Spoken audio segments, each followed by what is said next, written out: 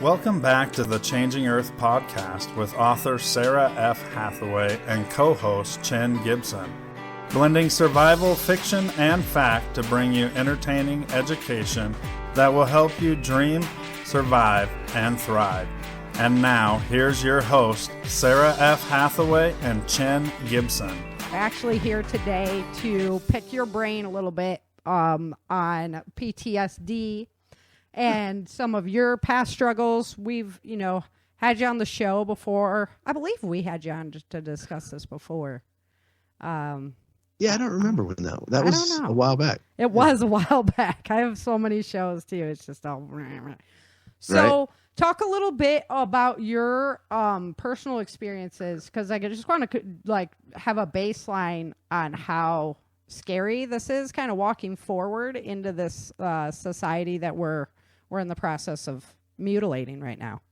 Well, I think to know, first of all, with me with PTSD is I think it's something that develops over a lifetime, really. I mean, we live in a traumatized society, and that's the thing where, you mentioned we're walking forward into something right now. Mm-hmm. Well, we are, but I think, if you look back, I think everybody can admit that we do a horrible job of taking care of PTSD in this country, right? And I don't even call it PTSD. It's a stress injury. It's a traumatic injury due to like a crazy experience that you go through, a very scary experience, right? And even our past history of this country, like we've never done a good you job. Think about it, go back to the last century, right? And so what did you have? You had World War I kick off, then you had the Spanish flu that came by. I read a story about a kid whose family, first time the Spanish flu came by, his family was fine. No one died. Second time it came through, his family of 9 had one person left, him. They all died from it. So you had trauma going on here in the States. You had these guys going overseas to fight, getting traumatized.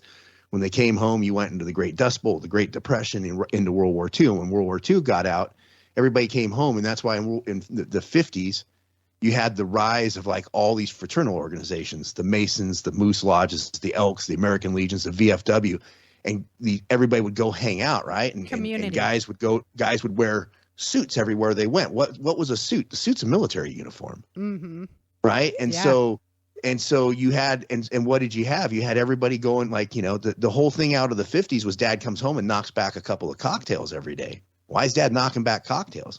Imagine a lot of them were knocking back cocktails because they were veterans out of World War II and they got PTSD. Mm-hmm. What also happened at the same time, you had you had women who would dress nicely like they're in the military at home. And then what is a Beatles song I like to say, it's called Mother's Little Helper. You had a bunch of women started taking Valium. Yeah. And then what happened in the 60s? Yeah.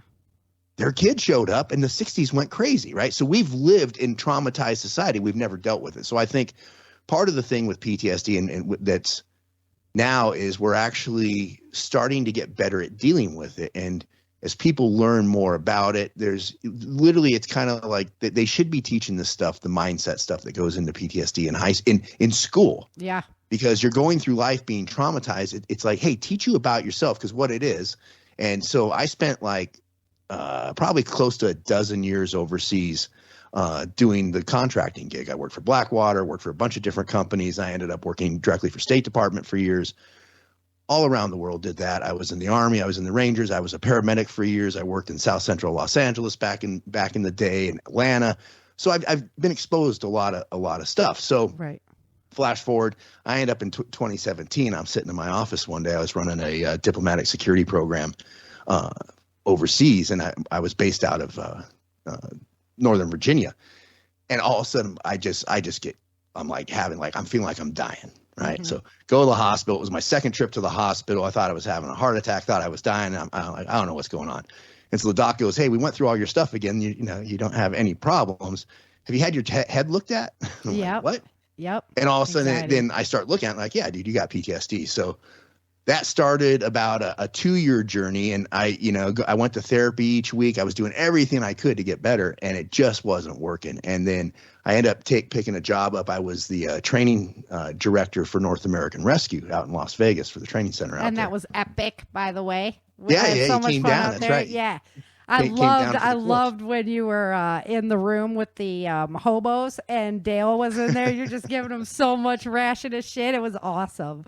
Yeah, that was a good time, man. So So I go down there, and eventually what happens is I just couldn't manage my PTSD anymore. I'm sitting at home when I went to work, if I could open an email over a course of an 8-hour day, because what happens is you end up, it's like you can't think. Your brain feels like cement, right? And that's when people talk about where people say they want to end it. I was getting close to ending it. Mm-hmm. And it was like, hey, it's not that this world's driving in on you. It's just like you can't think. It's like you just want your head to stop vibrating. And what PTSD is, and it's something, it's really good for people to know this, because right now most people think PTSD is just like, it's this thing that happens, right? Like people and kind of makes you do like a crazy thing when you wake up, or something like that. Yeah, and so and it's this thing that happens to soldiers or people in combat and all that stuff. Yes, but it's post-traumatic stress, right? So it's a traumatic event that happens to anybody. Right. If you're attacked here in the States, you're in a car wreck, it doesn't matter what it is. And one of the bad stigmas that they have is part of the thing of PTSD that happens is you compare yourself to others. I'm not as bad as these, because PTSD, PTSD doesn't want you to admit that you have PTSD. It's how the brain kind of works, right? So we're always saying, well, I wasn't in as bad a stuff as this person. No, trauma is trauma. Doesn't matter if someone walked up and sucker punched you on the street here in the States, or you were involved in something overseas. Now, extended trauma, where you have repeated traumas and stuff like that, that gets to be a little bit different. And so some of the stats that I saw on the VA website is 10 to 20%, depending on what study they did, of people that served overseas in the military came home with PTSD. So I look at that and I say, okay, that's for people that went overseas. Well, basically, you can assume then that 10 to 20% of society that goes through traumatic events has PTSD.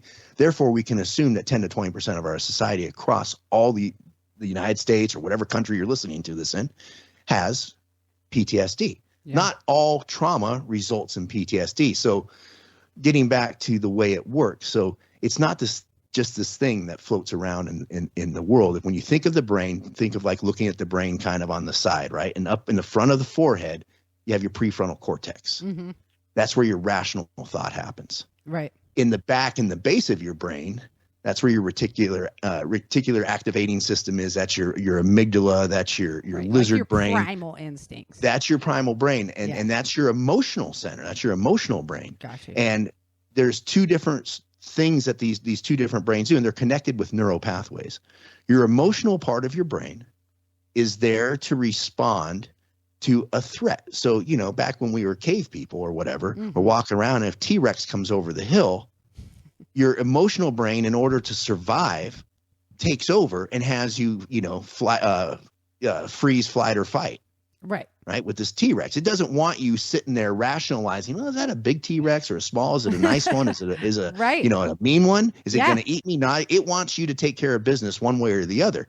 And so that reticular activating system, the amygdala or lizard brain, it takes over. And that's when people go into the black. That's when their total sympathetic nervous system, that's when that they get in that, and they have no option. They're going to do this action. Right. So there's that from the emotional brain. Well, one of the ways that you shut that down is through rational thought. You're running away from the T-Rex, and you're like, okay, I've gotten pretty far away from the T-Rex. I could probably stop running now. Mm-hmm. Well, that's when your prefrontal cortex needs to kick in and shut it down. Now, where PTSD happens is PTSD is a memory. It's a thing that happens to a specific event or series of events, whatever you're in. And those memories, the way memories work is the memories, when you have a bad event, your brain is supposed to process the memories. Once those memories are processed, your brain stores it away in this file, and it's just not quite up in the front of your main. It's no longer an active memory. It's a past memory. It doesn't have that much hold over you. You got to go to the file cabinet and get it out. Yes. Yeah. Well, the problem that happens with PTSD, and this is where the stuff that comes in with combat veterans that just, they're constantly getting hit with stuff, and it's just a stressful environment nonstop, is if you don't process a memory, it stays kind of like an active memory. And what happens is, if you don't have time to process the memory, like because other bad stuff's happening, then you just keep building up memories, the hope being that someday you can process these memories. Mm-hmm. Well, you get this brain full of memories that are unprocessed. And what those active memories are telling the brain all the time are, hey, there's threats around me. And the way it sort of works, the brain, the the amygdala, the brain does, and it's kind of like your subconscious. This is really subconscious is what we're talking about here. That's when we get in situational awareness and all that. And people say, when the hair stands up on the back of your neck, you get those. It's your subconscious. Your subconscious is stronger than our conscious mind. It monitors 24/7 what's going on around us. But what it does, it doesn't understand time or place. We understand, hey, here's the clock. We understand like, hey, like I'm in Las Vegas right now. I get that. Our brain doesn't understand that because it doesn't really give 2 cents about having that. What it cares about is, hey, at some point in your life, you're walking down the street. It was a 75-degree day. You saw a pigeon fly in the air, a red car on the street, and then somebody hit you in the back of the head. Right. So the next time you're walking down the street 10 years later, it could be a totally random street in another city. All of a sudden you see a pigeon, or it's a 75-degree day out or whatever. Your brain's going like, hey, 75-degree day. Last time was 75-degree day, or one time 75-degree day happened. Something bad happened. Then all of a sudden it sees a pigeon and goes, well, yeah, those two things happened on that day. And so your brain your amygdala starts kicking in and starts letting you know like, hey, I'm scared. There's something going on. There's these events that are happening. Yeah. And I'm seeing things. It's drawing patterns and it's saying, I'm scared. And the way that fear comes out in us is in like an energy. Think about it when you go to a horror movie, right? When you're watching, I don't know how you guys, I can't stand scary movies. Yeah, me neither. Me neither. They scare the heck out of me. Right? I write stuff scarier than I actually watch. Yeah, right. So yeah. when you watch a suspenseful movie or a horror movie, or somebody sneaks up and scares you, right? What happens, right? We all jump up, and we tense up. Mm-hmm. And why are we doing that? We're doing it as a response. There's a stimulus that the brain sends out. And that stimulus, if you go back and next time you're scared, you think about it, it's a buzzing or an electricity, something that happens to your body that is very uncomfortable. Yeah. Your brain doesn't, when your brain's scared, it doesn't send you good signals. It sends you uncomfortable signals because it wants you to wake up and pay attention. Yeah. Right. So when you go back to these unprocessed memories, if you have a bunch of unprocessed memories, well, your brain's always keying on, hey, look at all this danger that we haven't processed. Must still be dangerous out here. And so when you're, like with me working for Blackwater, we did diplomatic security protection. So we're driving around all day long in traffic in different parts of Iraq. Mm-hmm. And so you put me into traffic, I'm immediately start getting anxious. And it's not.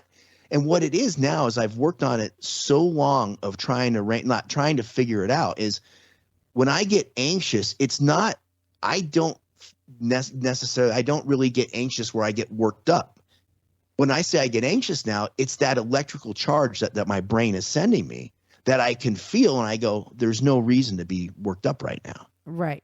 And so that kind of goes on in the background. And because why this is you took the time to process it, you can actually take over with your prefrontal cortex now and use that logic to explain to yourself, no, we can handle this. Yeah, and the thing with it is it takes it, and I'm not patting myself on the back on this. It takes a lot of work and literally thinking about like how am I feeling right now and all these sensations to get to this point. Because what happens otherwise is what I was back before I went up to a place in Utah, a place called, if you're having PTSD problems or any stress, treatment problems, alcohol related problems or something like that, Deer Hollow Recovery in Utah is an amazing place, right? Yeah. And so before I went up there, I would just sit around all day buzzing because my brain was just like, there's threats nonstop around me. Like I would walk out the door. I mean, living in Las Vegas when you have a problem with being in hot desert environments doesn't exactly start me on a good road in those days. I take off and go up to Michigan now in the summertime. Mm-hmm. But so why all this stuff is important for preppers to know is, one, we are preparing for difficult, very nasty times. That's what most preppers, when we talk about stuff, we've already talked about the apocalypse. We talk about EMPs. We talk about all this society kind of ending events. Well, when you're getting into the society ending event, guess what? You're going to have stress problems. Now, it might not be you. It might be somebody else. But if you start going down the road of understanding how the brain works, right? Mm-hmm. So with one, like we talked about the unprocessed memories, the more trauma you have, though, over time, the prefrontal cortex loses its ability to interrupt the amygdala, interrupt the your emotional brain that's trying to take over. Remember, when your emotional brain kicks in, it's a sympathetic nervous system response. That's how it kicks in. It's fear. Mm-hmm.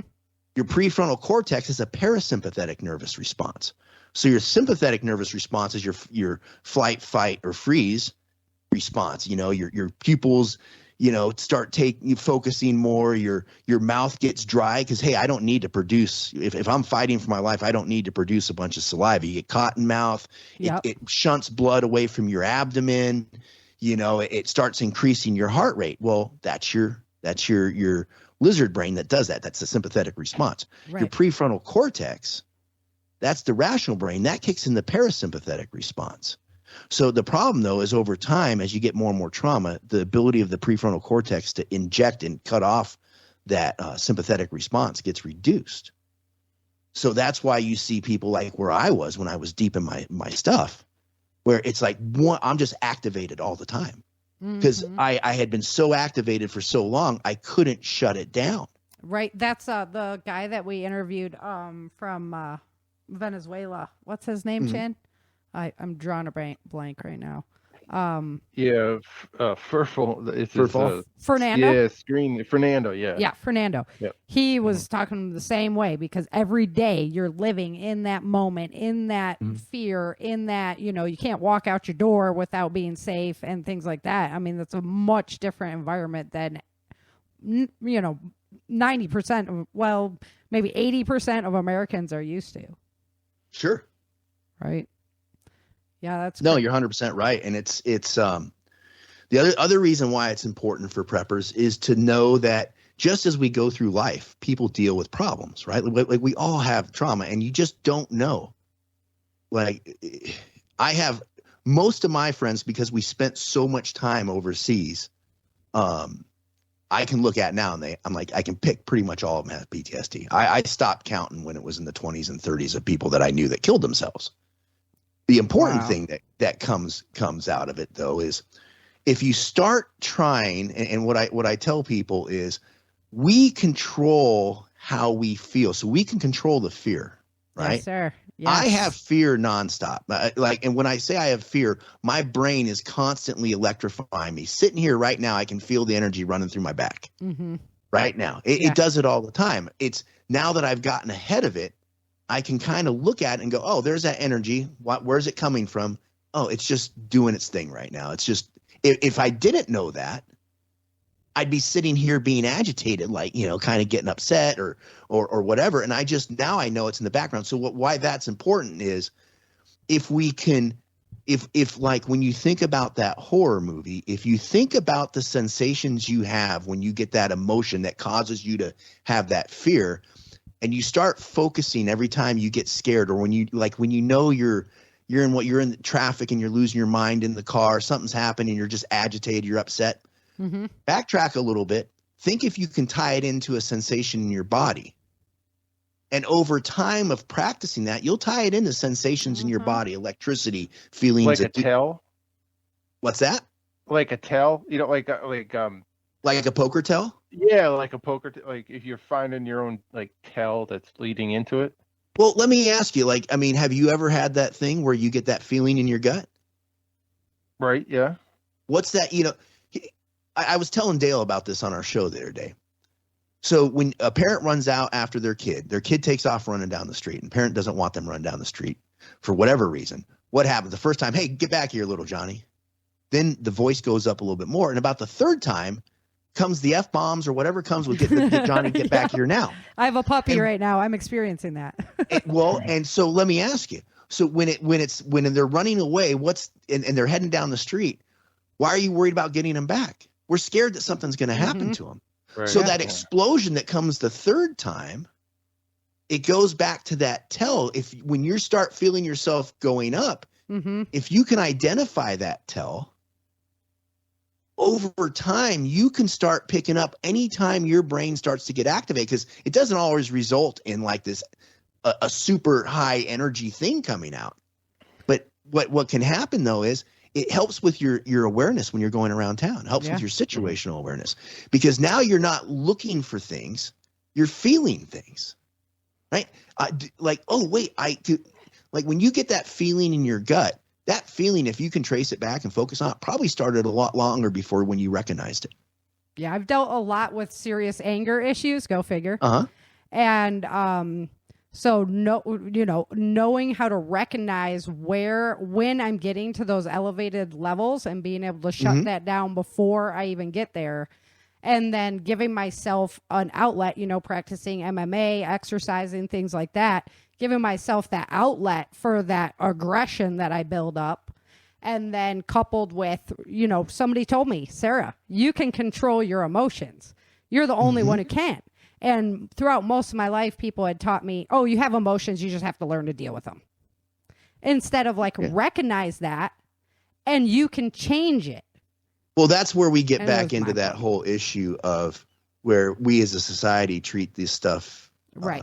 We don't treat it well, and to think of like when you have anger issues sometimes, or I think, in my uneducated, this is all based upon my experience, not my education, is anger. What I have found that comes out is in response to to my subconscious goosing me. Yes. Yes. There you come. Like, do I pull in and pull it into, or do I go external? Well, that's the anger. So if you can, when you start being able to identify that, some of the things too, is I go I flip out in traffic. I used to go nuts driving home from work when I was in DC. I had a 12-minute drive home, and I was probably screaming the entire 12 minutes to my house. I don't know anybody else. They're just terrible drivers in DC. In Vegas, they're not much better than DC drivers. No, they're not. No, they're not. So what I found here is, like, by working on those sensations that I can feel what's going on, is I'll start flipping out in the truck. Oh, you dummy, turn right. Go. And then what I do is and she's probably a really nice person. Right. Yeah. And next thing I know, and then I catch myself. And what I do, one of the things I do is I congratulate myself. I'm like, dude, you did really good. You caught yourself. And you start doing that. And where the touchy feely stuff meets preparedness on this is, if you can start getting ahead of those sensations and detecting when sensations are going on, just like Chin called them, being tells, you can get ahead of, because your subconscious lets you know a lot sooner than your rational mind does a lot of times that something's going on. You can be a lot more in tune with, is there a threat coming right now? Like, you can actually get ahead of it a little bit. The other thing that you can do is, if we understand that when we gather data, this goes to situational awareness. So situational awareness, a lot of people think it's the OODA loop. Well, it's not. It's the first two phases of the OODA loop: observe and orient. The whole OODA loop is a decision-making matrix. Right. So when you go to the OODA loop, observe and orient. Observe is you use your five senses to take in everything around you, and you use your sixth sense, which is our subconscious. It takes in what's going around you, and then it takes that information and it sends all that data to your brain, and you interpret that data. Right. So it's sending what it knows to be true. Well, that data gets to your brain, and then that's where we put cultural norms on it. We put our biases on, normalcy bias, confirmation bias. We put it all on that. So when we take the data in, what we're getting is there's a flat line of reality. There's a true reality that we see. Well, we all see things differently. My color vision sucks. So you, right off the bat, you two see whatever we're looking at different than I do. And then because you're a woman and Chin's a dude, you look at it differently. So we all have our own different perspectives. And what perspective is, the perspective is the difference between what truly is out there, the reality, and what our beliefs are, right? Our beliefs are based on all of our perspective. Well, if we know that when we go into these different thought process, when we go into situational awareness and we're taking that information we've gathered and we're trying to come up with, this is our perspective on it, this is our belief about it. If we know that when we go into things, we're biased and that we have things that add to our perspective, we can then challenge ourselves to say, hey, I'm going to challenge myself. I'm going to say, what if I'm wrong? Yeah. And challenge myself. I'm going to look at somebody that I disagree with 180 degrees, and instead of just dismissing them, I'm going to find out, why does that person think the way they do? Truly why. I love that. I do that all the time, because it's like character analysis, right? Yeah. And I always believe there's something you can learn from everybody, even if that's what not to do. So you really need to put yourself in their shoes and be there, right, with them. Yeah. Well, and I think the important thing is is that sure, it gives us, when we talk about this stuff, like, hey, it's great when we're walking down the street. If I can sense something's happening in my subconscious because of all this meditation and brain work I've done with my PTSD, and I can get, a half a second lead on something bad that's going to happen, that's great. Yeah. But if I can look at what's going on and use the same tools to question myself, I have to question myself. Like, do I really need to feel like agitated right now? Or is this just my stuff going on? Right. So if I learn to question myself like that, I can also question, in this day and age, the information that we're getting bombarded with. Is that good information or bad information? Do I need to rely on it? Or not? Because what we're trying to do right now, I think everybody can see that we're probably in the worst point. I think we're all in our 40s and 50s here. So I think that, this is the worst point that I've ever experienced in my life as far as the stability of the United States. Yeah, that's where I was going to go with it too, is like our society is dripping with fear right now. Sure. Like just absolutely dripping with fear, and so much non-critical thought is happening that. Right. Well, the thing that needs to happen is by questioning yourself. You can't control other people. Just like they said, hey, you're in charge of your emotions. You can't control what other people do. Right. You can only control what you react to them. And so John Boyd, one of the things he did before he died, everybody associates with him, the OODA loop. He was like the father of the modern fighters. He's just an incredible dude. Well, before he died, he wrote a paper on, it's called Destruction and Creation. And the whole idea is, you take everything that you observe about something, you take everything you know about something, and you break it down until it's pieces. Mm-hmm. Then you combine it, like thinking about, hey, why does that person over there that I disagree with think the way they do? Maybe you find a couple of little nuggets that, hey, you know what? That makes sense. Right. And you combine that into your new thought, and it makes you more aware and more current with predicting what is coming down the road. And I think that's where when all this I'm big into the mindset, and that's what this PTSD stuff kind of has led to, is having the mindset to not even worry about the moment. That's true. If something bad's happening, you need to survive. Right. But being able to predict, and the best way people I think can predict right now what's going on is to call BS on themselves and to let themselves know that, hey, I may be wrong. And if I'm wrong, what does this reality look like? Would my assumptions look like if I totally take out everything I know to be true and say that's all wrong? How does that change the picture I'm looking at? Because that's really then what you do is to meet in the middle again. Everybody's so polarized, and that's really the only way to come back to an educated debate. Empathy is number one of the ways. Yeah. And what this allows you to do, though, is by calling BS on yourself and reanalyzing as if you're wrong. It's the scientific method, right? That's what, exactly. I mean, on our side, we're like, hey, follow the science. Science isn't showing what you guys are saying. Right. Follow the science with how we treat ourselves. Always treat ourselves as if we have a wrong opinion. Don't not believe ourselves. Don't trust not trust our thoughts. But if we always question ourselves, we can always find to get closer to that true reality and eliminating perspective. And that's what we as preppers need to be able to predict. And adapt and overcome and think outside of the box. And because, you put all that in where you're just being stubborn and headstrong. And now you're walking down the road that you're walking down just because you're being stubborn and headstrong for no other reason besides if you would have just. Well, and that's the thing. Go, hey, am I being stubborn and headstrong, or am I being a jack? We know if we're being a jackass. We know if we're overreacting. Mm-hmm. So am I doing that?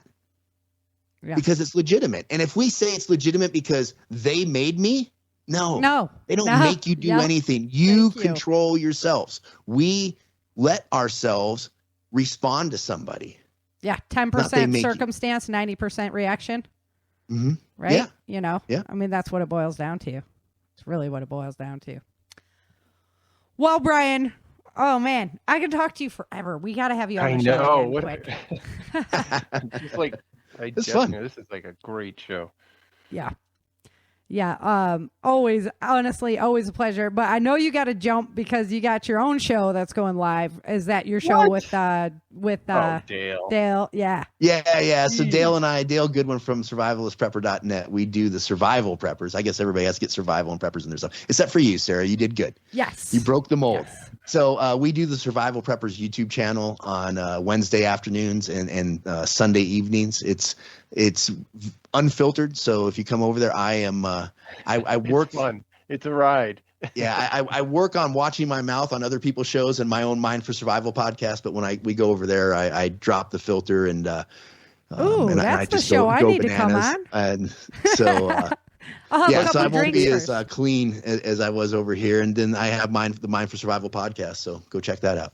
Yeah. To be honest, I was listening to you and Dale talking about your thing with PTSD. Oh, and I right. said, Sarah, man, this is such a great resource. We need to have you on. So yeah, expose anytime you more want to people. talk about, hey, and any of your listeners or anybody, if you know somebody struggling with PTSD and like you want to know something about PTSD, and all that. And what I tell people is don't try to tell people everything's going to be okay. That's nice to do, but we try to comfort people that are in crisis because it makes us feel better. It's more They like a just shut up. listen to what they're saying. Exactly. They just it's more want like a somebody shut to up so offload we to. can feel good about it and we don't have to deal with you feeling bad instead of letting them heal. And the cure for it is to go get therapy. I've been down the road. I've looked at all the different.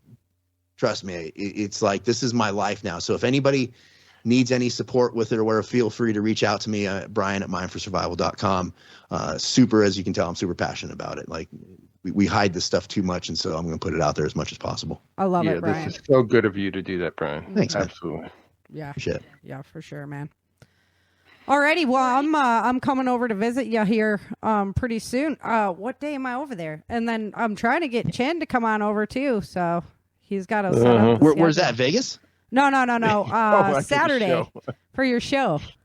Oh, cool. Yeah. February 5th. February 5th. Got that. I'm over there. So, yeah, I don't know what day you actually air the shows on, but if everybody wants to go over there and check it out, you can listen to Brian pick my Great brain show. for a while. And That'd be Chin's. fun. Yeah, don't forget Chin. You gotta pick him apart sometimes, or he won't speak up. Yeah, right. All right, guys. Thanks. I really appreciate you having me on the show, man. Yeah, Yeah, anytime, good talking, Brian. All Yeah. right. Talk to y'all later. Be safe. All right, Thank take it you, easy. guys. All right, so that was Brian Duff. Thank you for joining Sarah and Chen for this episode of the Changing Earth podcast. Don't forget to pick up your copy of Day After Disaster at www.authorSarahFHathaway.com. If you love the Changing Earth series and podcast,